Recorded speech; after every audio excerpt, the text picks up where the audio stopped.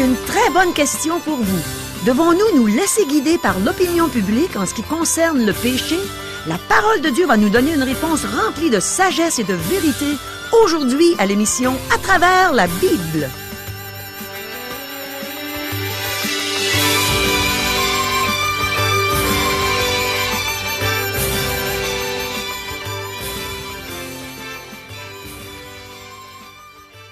Chers auditeurs, pour en savoir davantage sur le contenu de cette émission, vous pouvez contacter en tout temps Radio Espoir via Internet à www.radioespoir.ca ou par téléphone, sans frais, au 1-877-l'Espoir, 1-877-537-7647. Bonjour, ici Caro. Il arrive souvent qu'on parle du péché à nos émissions. Eh bien, je ne pense pas qu'on puisse éviter ce sujet quand on réalise que c'est à cause du péché que Jésus est venu souffrir et mourir sur une croix. Heureusement qu'il l'a fait. Sinon, on serait tous perdus pour l'éternité. C'est vraiment bon de connaître ce que Dieu pense du péché. Voici nos questions pour aujourd'hui. Qu'arrive-t-il à une Église si elle ferme les yeux sur le péché? Devons-nous traiter tous les péchés de la même façon? Est-ce que l'opinion publique peut être notre guide concernant ce qui est péché et ce qui ne l'est pas? Que signifie être livré à Satan? Est-ce qu'on peut couvrir nos péchés en s'impliquant dans les activités de l'Église? Qu'est-ce qui arrive si on ne se repent pas de ses péchés? De quelle manière devons-nous reprendre un frère dans la foi qui tolère le péché dans sa vie? Demeurez à l'écoute. Le pasteur Régent Joly est sur le point de nous enseigner ce que la Bible dit en réponse à toutes nos questions. Mais premièrement, allons ensemble dans la présence de Dieu. Demandons-lui de nous disposer à recevoir cet enseignement, qu'il puisse toucher nos cœurs. Prions. Oui, Seigneur, on aimerait réclamer ta présence. On en a besoin. On est à tes pieds et on veut t'écouter, comme si tu étais là, comme si on voyait ton visage. On veut que tu nous parles, que tu nous enseignes, que tu nous dises ce que tu aimes, ce que tu n'aimes pas dans nos vies, afin qu'on soit transformés par toi. Parle-nous, Seigneur, instruis-nous. Amen. À toi, Régent. Merci, Caro. À la dernière émission, nous avons vu que nous sommes tous des dispensateurs des mystères de Dieu. Nous passerons tous devant 3 tribunaux. La cour de l'opinion des autres, la cour de la conscience et le tribunal du Seigneur Jésus, la cour suprême. Les 2 premières cours ne sont pas des bons guides. Le dernier tribunal est juste et impartial. De plus, nous avons vu que nous avons tous reçu de Dieu et que nous n'avons pas sujet de nous glorifier. Chers amis, débutons notre lecture. 1 Corinthiens chapitre 5, verset 1er. On entend dire généralement qu'il y a parmi vous de la débauche, et une débauche telle qu'elle ne se rencontre même pas chez les païens. C'est au point que l'un de vous a la femme de son père. Ceci n'était pas de la médisance, ni une rumeur. C'était un cas, et il était connu de l'Église, et probablement du public. Même les païens ne se vantaient pas d'un tel péché. C'est le cas d'un homme qui a pris l'épouse de son père, c'est-à-dire sa belle-mère. Verset 2. Et vous êtes enflés d'orgueil, et vous n'avez pas été plutôt dans l'affliction, afin que celui qui a commis cet acte soit ôté du milieu de vous. Paul n'y va pas avec le dos de la cuillère. Il règle la question d'un péché très grave. L'assemblée de Corinthe faisait un compromis avec le mal. Chers amis, nous ne pouvons fermer les yeux sur le péché. Nous devons reconnaître que nous devons régler les péchés graves commis dans nos églises. Le Seigneur Jésus avait donné des directives précises dans l'Évangile selon Matthieu, chapitre 18, versets 15 à 17. Si ton frère a péché, va et reprends-le entre toi et lui seul. S'il t'écoute, tu as gagné ton frère. Mais s'il ne t'écoute pas, prends avec toi 1 ou 2 personnes, afin que toute l'affaire se règle sur la déclaration de 2 ou de 3 témoins. S'il refuse de les écouter, dis-le à l'Église. Et s'il refuse d'écouter l'Église, qu'il soit pour toi comme un païen et un publicain. Ces directives ne furent pas suivies par l'Église de Corinthe. Nous sommes devant un cas de compromis avec le péché. En tolérant le mal, l'Église de Corinthe se mettait dans une situation difficile et dangereuse. Nous devons tenir compte de certains détails dans ce dossier. Nous sommes devant un cas connu du public et il n'est pas nécessaire de prouver sa véracité. Nous n'avons pas affaire à de la médisance ou du oui-dire. Paul n'aurait pas abordé un tel sujet si cela n'avait été qu'une rumeur. Nous ne pouvons pas traiter tous les péchés de la même façon. Nous ne sommes pas devant un cas discutable ou d'une affaire dans une zone grise, mais qui était de toute évidence un péché grave. C'était un cas d'inceste. Il était considéré grave même à l'extérieur de l'Église. Maintenant, l'opinion des chrétiens varie au sujet de certaines activités. C'est ce que j'appelle un péché douteux dans cette émission. Si elles sont admissibles dans certaines confessions religieuses, elles ne le sont pas dans d'autres.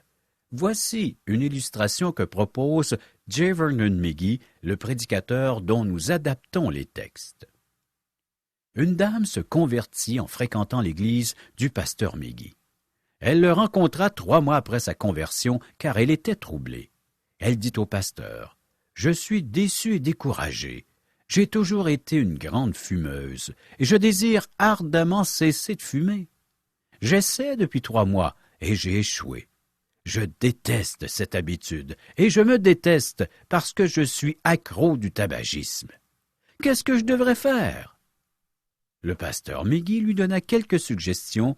Il lui dit, « C'est un péché douteux, un que tu détestes et que tu veux abandonner. Je ne te le reproche pas, car cela affecte ton témoignage. Premièrement, continue de prier et demande à tes amis intimes d'en faire autant, comme ils le font présentement, selon ce que tu affirmes. De plus, je vais prier pour toi. Je sais que Dieu va t'accorder la victoire, puisque tu la recherches et la désires. Deuxièmement, ne te décourage pas. Troisièmement, ne le dis pas aux saints de l'Église. Si tu le fais, ils vont te déchirer parce qu'ils pensent que c'est le péché le plus grave au monde. » 3 mois plus tard, le pasteur la vit arriver toute rayonnante à l'église. Après le service, elle se hâta de dire au pasteur McGee, « J'ai une bonne nouvelle pour vous. Je n'ai pas fumé depuis notre dernière rencontre. Dieu m'a libéré. » Certains considèrent fumer comme un péché douteux, parce que la Bible ne dit rien à ce sujet, et il n'y a pas d'immoralité rattachée au tabagisme. Il doit donc être réglé d'une façon différente. Nous ne devrions pas faire comparaître quelqu'un devant l'Église parce qu'il fume. Par contre, un cas d'immoralité sexuelle ne laisse aucun doute, et c'est un cas de discipline. C'est carrément un rejet de la loi de Dieu. Même les païens hors de l'Église condamnaient l'inceste. Cependant, je tiens à préciser au sujet de la cigarette que notre corps appartient au Seigneur, et nous n'avons donc pas le droit de le détruire. Aujourd'hui, il ne fait aucun doute que le tabagisme est néfaste pour notre santé. L'opinion publique ne doit pas être notre guide, chers amis. J'aimerais préciser une autre chose. Avoir un conjoint de fait sans être marié est un péché aux yeux de Dieu. Qu'importe ce qu'en dit l'opinion publique et combien de personnes vivent dans cet état. La parole de Dieu affirme que c'est un péché. Donc, nous ne pouvons pas coller une autre étiquette à cette pratique. Selon la parole de Dieu, ce n'est pas un péché douteux. La pureté précède la puissance. L'Église de Corinthe n'avait pas besoin de confirmer le fait que l'homme vivait dans le péché. L'erreur de l'Église fut d'avoir toléré ce péché. En ne faisant rien, les chrétiens l'approuvaient. Un tel compromis était la pire chose qu'ils pouvaient faire. La pureté précède la puissance, chers amis. Une Église impure est une Église malade et paralysée. Examinez les Églises contemporaines et voyez si ce n'est pas vrai. Versets 3 à 5. Pour moi, absent de corps, mais présent d'esprit, j'ai déjà jugé comme si j'étais présent celui qui a commis un tel acte. Au nom du Seigneur Jésus, vous et mon esprit étant assemblés avec la puissance de notre Seigneur Jésus, qu'un tel homme soit livré à Satan pour la destruction de la chair, afin que l'esprit soit sauvé au jour du Seigneur Jésus. » Paul leur dit de se réunir, et si cet homme ne veut pas délaisser son péché, de le livrer à Satan. C'est toute une recommandation. Que veut dire « livrer à Satan » ? Paul a écrit ces mots, donc il était sérieux. Mais que veut dire être livré à Satan?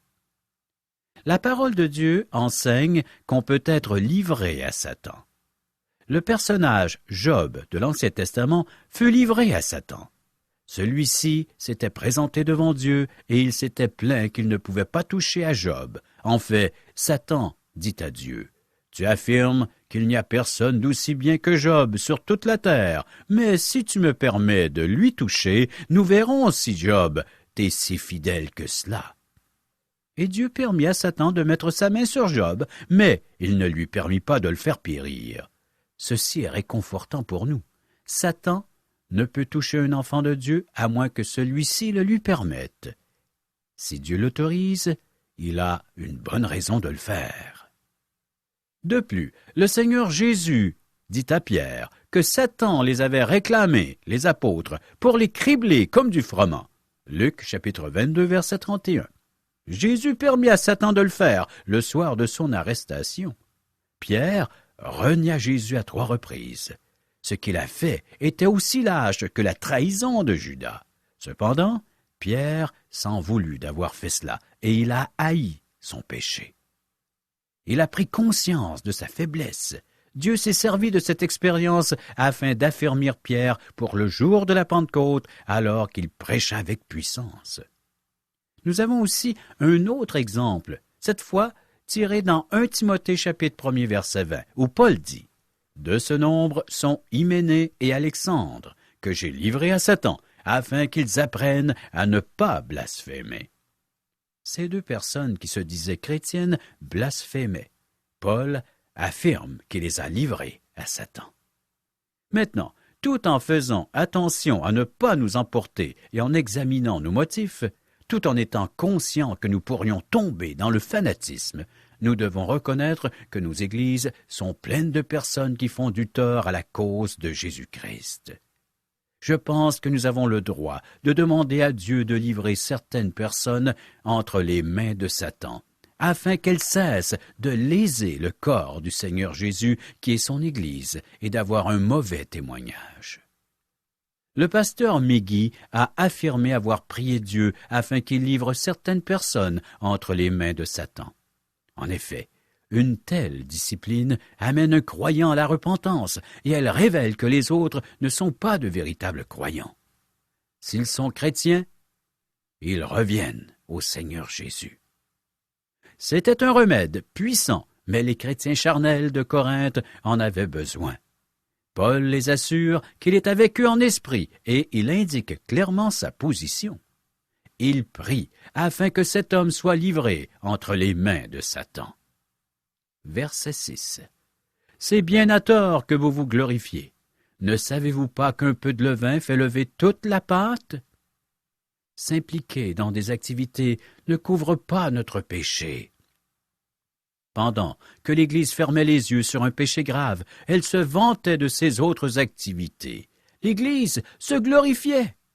Les chrétiens se vantaient probablement des missionnaires qu'ils envoyaient partout dans le monde, du fait d'être fidèles aux Écritures et au sujet des âmes gagnées pour le Seigneur Jésus. Quelle hypocrisie!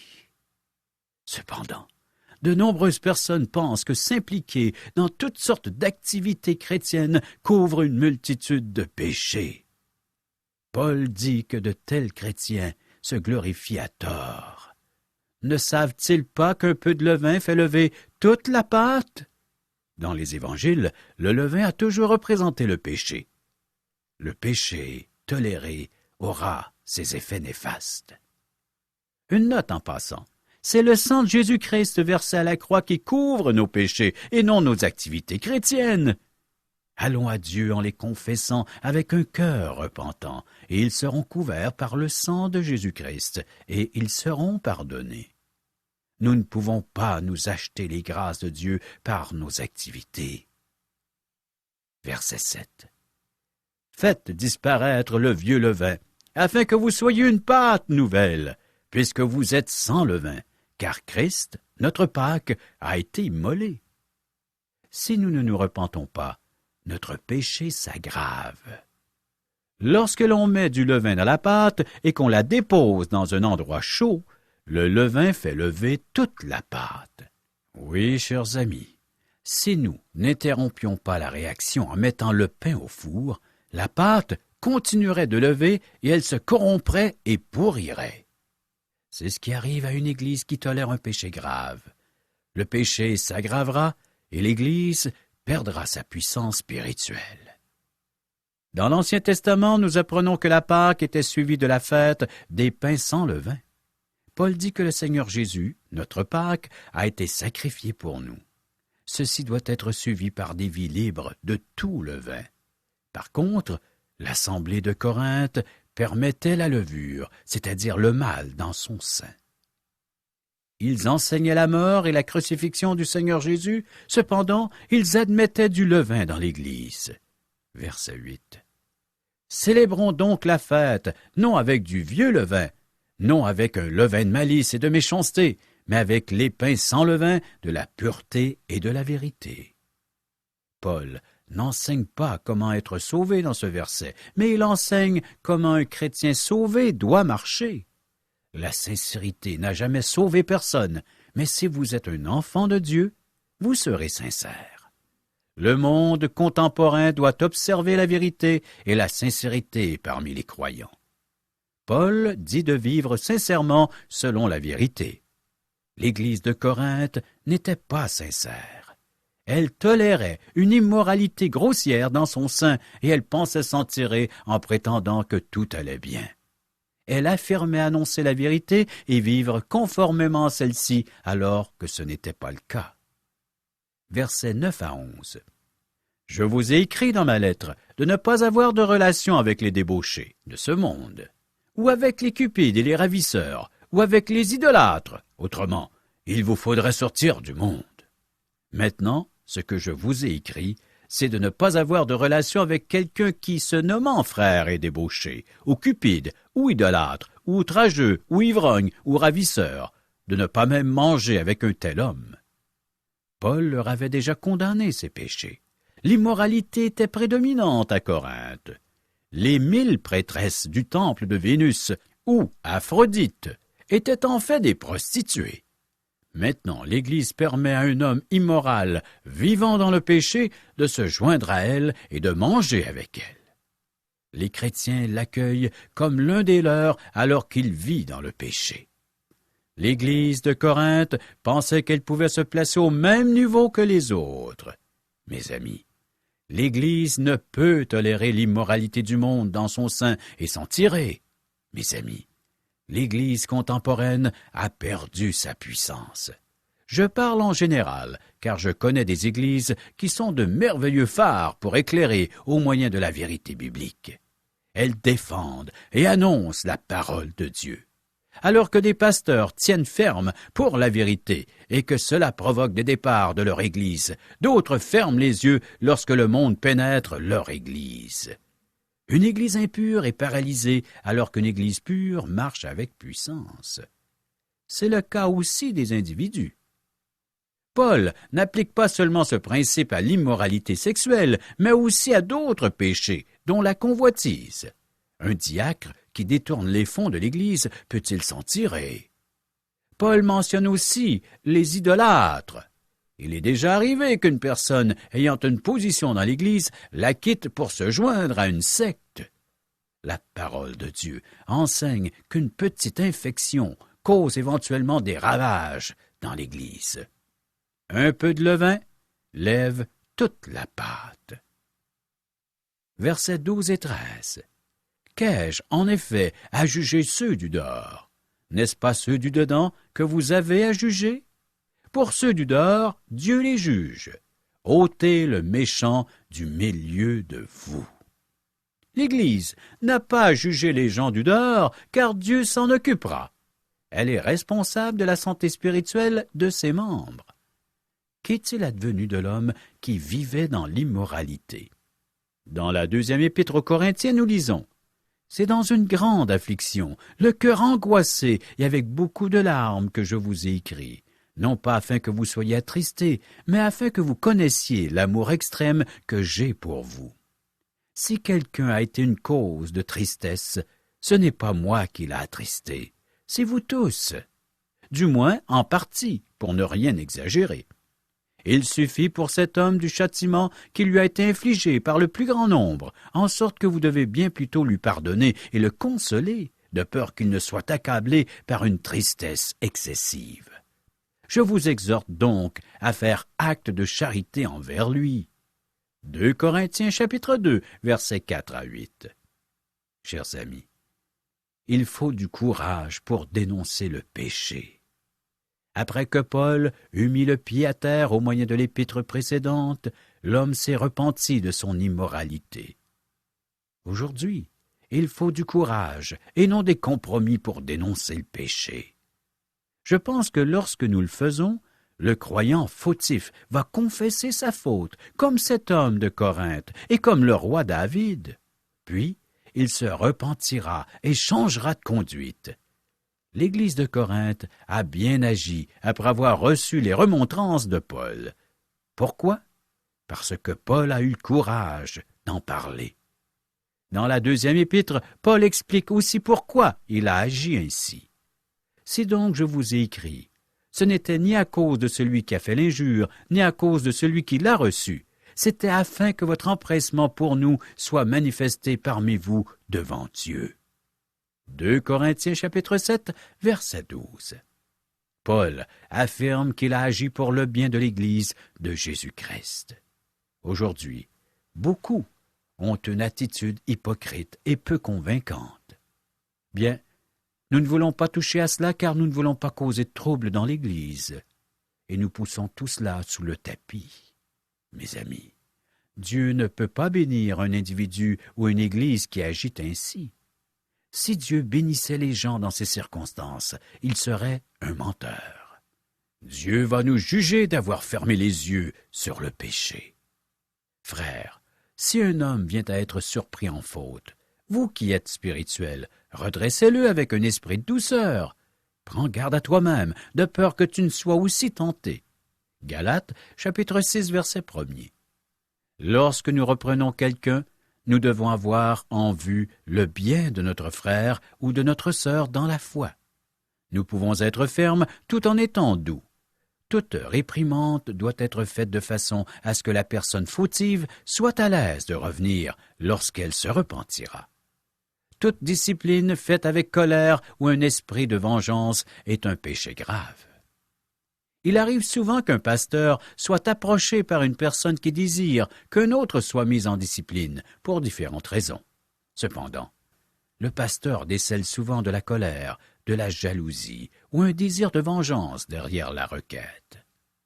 2 croyants se querellent et l'un essaie d'entraîner le pasteur et peut-être même l'Église entière dans ce conflit. Chers amis, ce chapitre 5 de 1 Corinthiens nous enseigne beaucoup de choses. Ne le trouvez-vous pas pratique? À la prochaine émission, nous allons examiner le cas des chrétiens qui se poursuivent mutuellement devant les tribunaux. Mais, avant de terminer cette émission, un dernier mot au sujet du péché. Le Seigneur Jésus-Christ nous encourage en tant qu'enfants de Dieu de ne prendre point part aux œuvres infructueuses des ténèbres, mais plutôt de les condamner.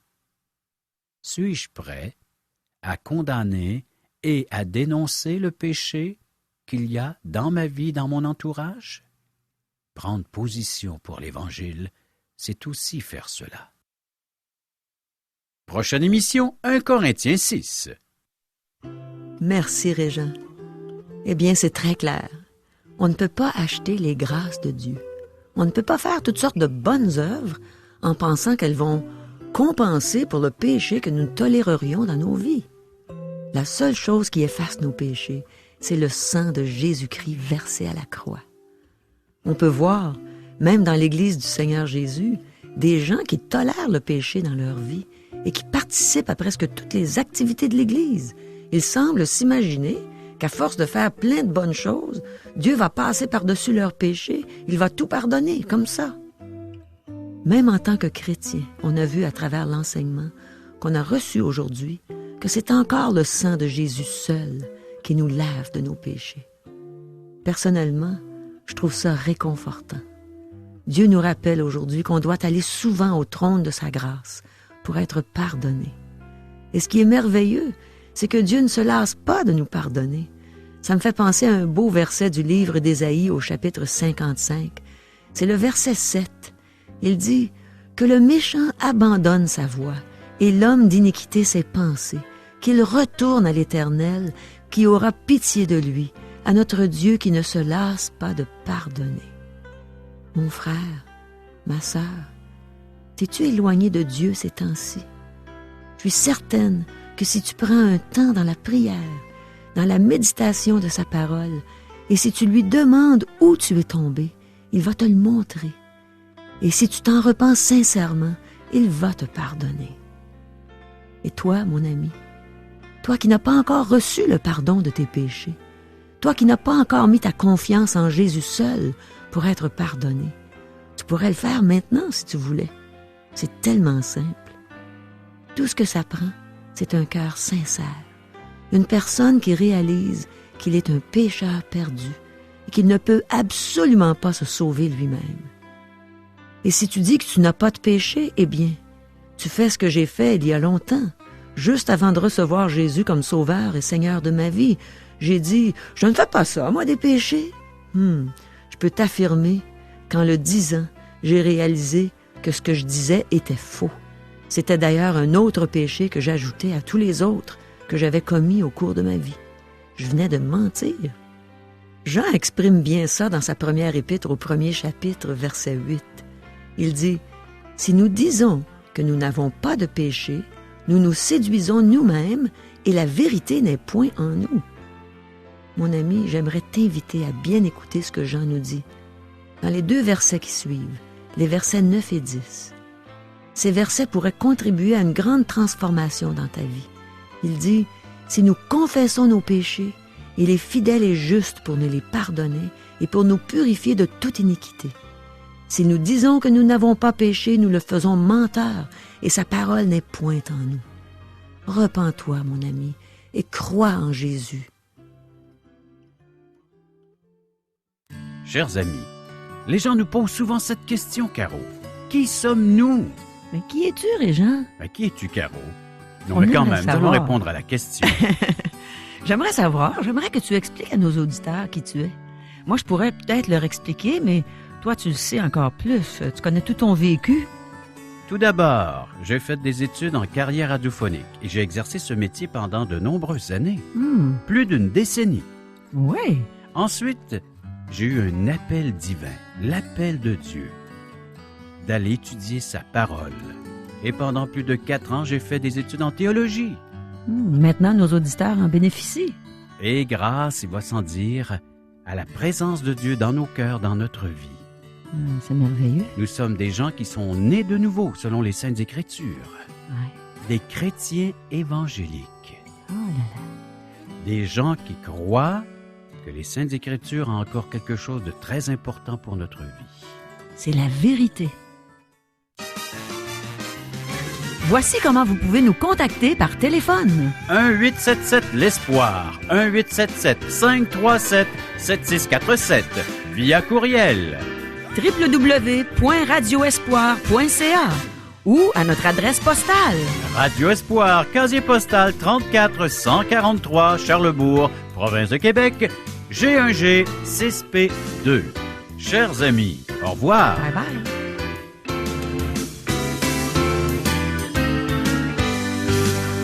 Cette émission vous a été présentée par Radio Espoir.